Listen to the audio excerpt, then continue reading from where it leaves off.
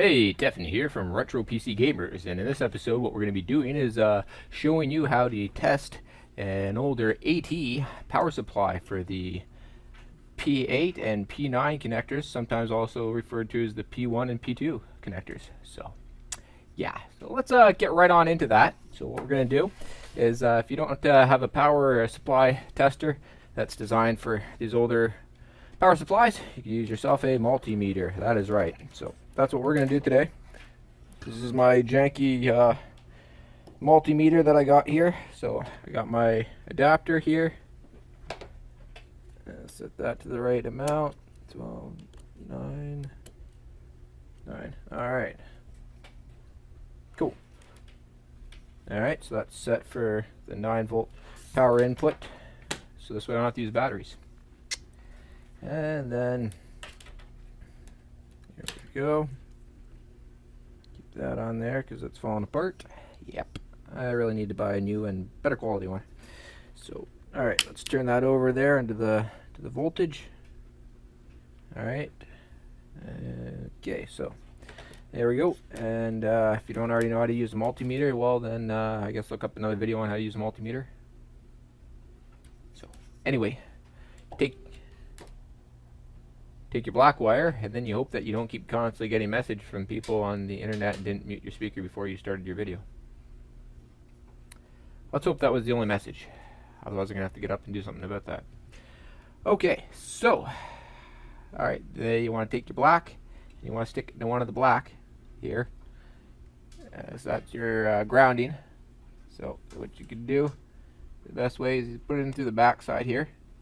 That way you can actually get it in there a bit, and it probably won't hold in there, so you'll probably have to hold it yourself.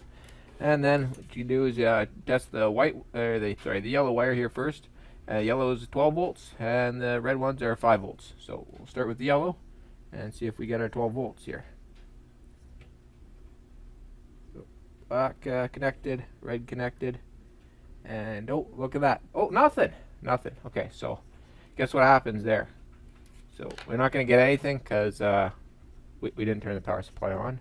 So what you're going to want to do then is going to want to press that power button that comes connected to these.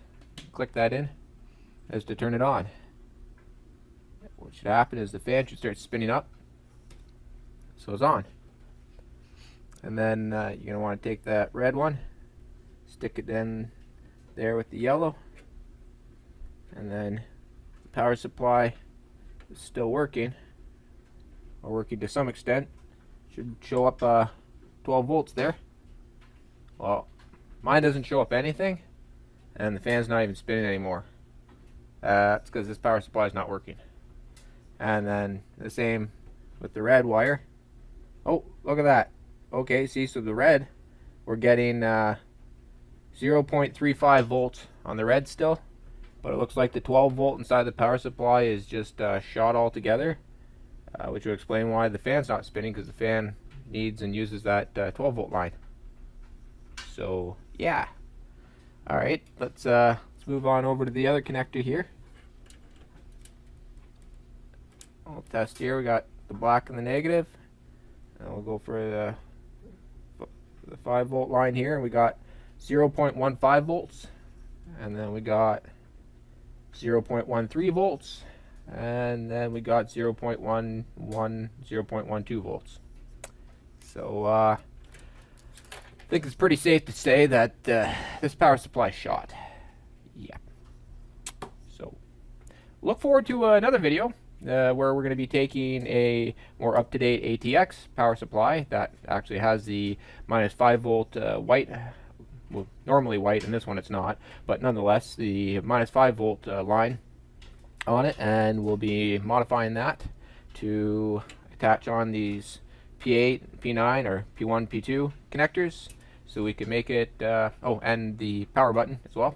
That way we can be able to make it work with the older style AT power supply computer here.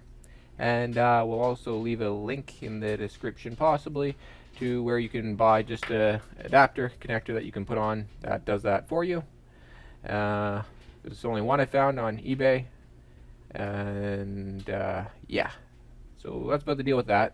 But if we see that there's some people that are in demand or wanting such an adapter or things like that, we'll look into maybe possibly at least building a few handfuls of them ourselves or something. We'll order up some parts off of wherever from some Chinese suppliers and get the different connectors and some wire, and heck, maybe we'll even make some premium ones that are sleeved or something. We'll see.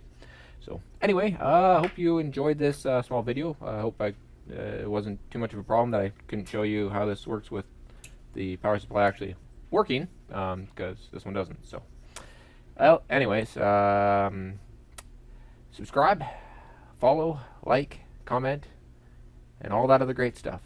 Visit retropcgamers.com, and of course, have a very happy day.